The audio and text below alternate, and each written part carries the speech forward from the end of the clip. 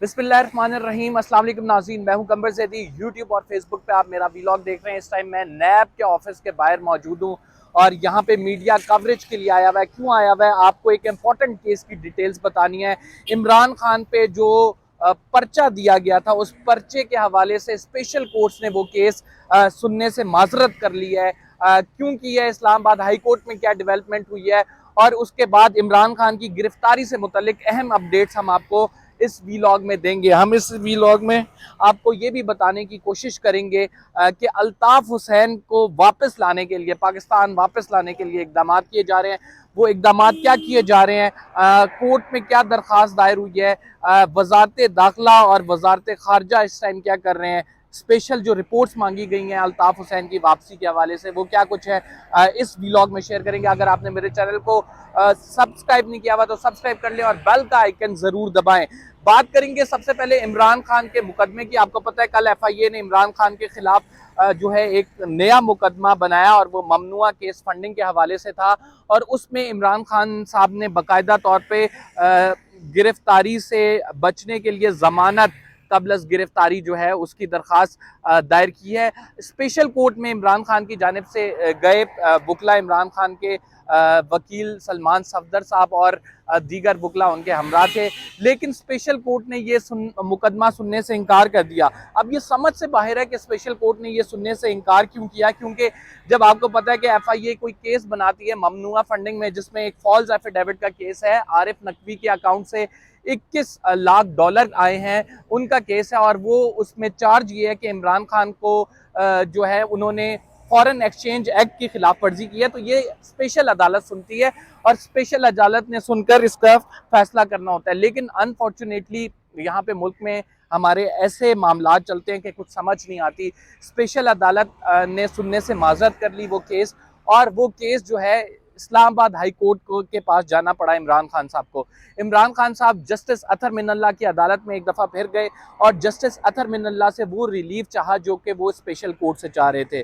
Justice Athar Minallah ने पहला सवाल ये उठाया, जस्टिस अतहर मिनल्ला ने कहा कि आपका केस तो जो है वो फॉरेन एक्सचेंज एक्ट की खिलाफ वर्जी का है, तो इस खिलाफ वर्जी के हवाले से हाई कोर्ट तो ये मामलात नहीं देखती।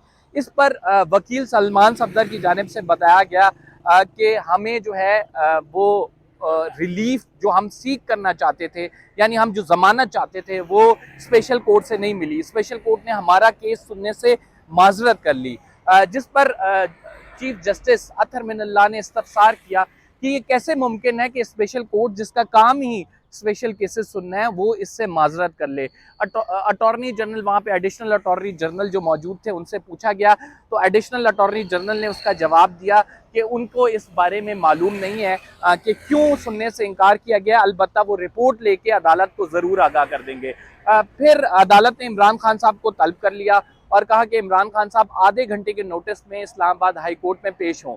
इमरान खान साहब आधे घंटे के नोटिस पे इस्लामाबाद हाई कोर्ट पेश हुए और उसके बाद अदालत ने जो कहा कि हम आपको अभी ज़मानत दे रहे हैं और ये ज़मानत हमारी बुत तक है। 2 दरखास्तें जो हैं आपकी, हम इस पर पीर पर समाअत करेंगे और बाकायदा तौर पे जो ज़मानत है 5 लाख मचलकों के एवज, वो ज़मानत इमरान खान को फराम कर दी गई। FIA की जानिब से जो केस बनाया गया था वो इमरान खान की उसमें ज़मानत हो गई है। अब गिरफ्तारी के चांसेस जो हैं वो नहीं हैं। जो ये एक इम्पोर्टेड हुकूमत जो कि इमरान खान साहब कहते हैं शहबाज हुकूमत, उन्होंने फॉरेन फंडिंग केस में बाकायदा तौर पे FIA ने जो केस बनाया था उसमें बाकायदा जो समाअत होगी वो मंडे से होगी, पीर के दिन से होगी और जस्टिस अतहर मिनल्ला इस समाअत को खुद सुनेंगे। लेकिन उन्होंने कहा कि ये उस केस में सुनेंगे अगर स्पेशल कोर्ट ने ये सुनने से माजरत कर ली और स्पेशल कोर्ट ने ये दरख्वास्त नहीं सुनी। तो इमरान खान को फिलहाल ज़मानत मिल गई है और ये ज़मानत कुछ दिन के लिए है। बाकायदा तौर पर ये केस बाद में सुना जाएगा स्पेशल कोर्ट में। अगर नहीं सुनती तो फिर हाई कोर्ट ये केस जस्टिस अतहर मिनल्ला की अदालत सुनेगी। अब मैं आपको नाज़रीन बताता हूँ कि अल्ताफ हुसैन की वापसी से मुतल्लिक क्या इतलात हैं। देखिए, MKM ने अल्ताफ हुसैन का जो ID कार्ड है उसको बहाली के हवाले से दरख्वास्त दायर की हुई है और वो दरख्वास्त आज जस्टिस मोहसिन अख्तर कियानी जो इस्लामाबाद हाई कोर्ट के जज हैं उन्होंने सुनी।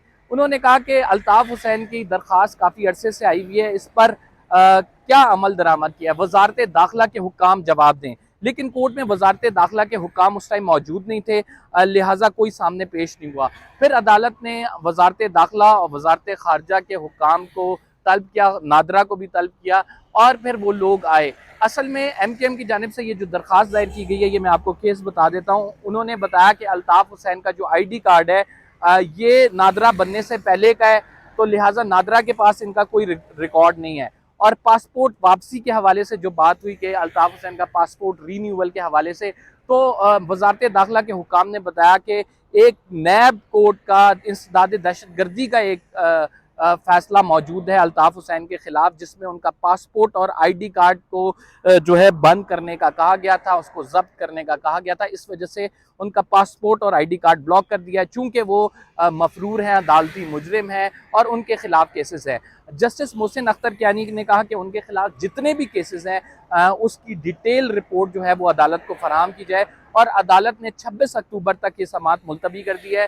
الطاف حسین کے پاسپورٹ رینیول اور آئی ڈی کارڈ کی واپسی کے حوالے سے جو یہ کیس ہے اسلام آباد ہائی کورٹ سنے گی۔ اب میں آپ کو یہ کیوں بتا رہا ہوں کہ یہ خبر بہت امپورٹنٹ ہے اور اس خبر سے الطاف حسین کی واپسی جوڑی جا رہی ہے، وہ اس وجہ سے کہ یہ کیس بہت پرانا پڑا ہوا ہے۔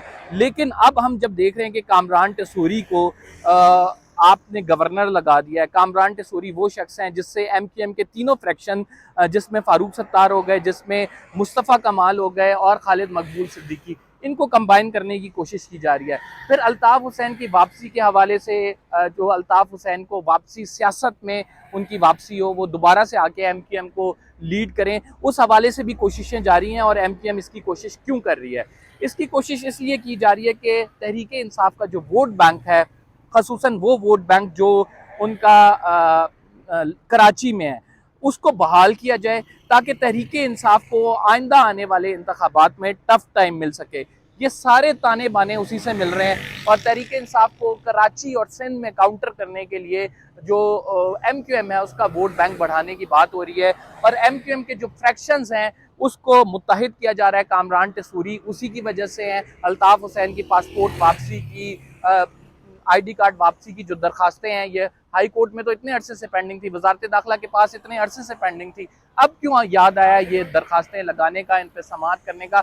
تو جو تانے بانے مل رہے ہیں وہ ہمیں چیزیں سمجھ آ رہی ہیں کہ ایم کیو ایم کو عام انتخابات سے پہلے کسی طرح متحد کر کے تحریک انصاف کے مقابلے میں لایا جائے، اور تحریک انصاف کے ووٹ بینک کو نقصان پہنچایا جائے، اور کسی طرح سے ووٹ بینک کم ہوگا تو ظاہری بات ہے زیادہ سیٹس کراچی سے نہیں نکال سکیں گے۔ عمران خان صاحب کہہ رہے ہیں کہ وہ ہر صورت جو ہے کراچی اور سندھ سے وائپ آؤٹ کریں گے، اپنی پارٹی کی 2/3 اکثریت دلائیں گے۔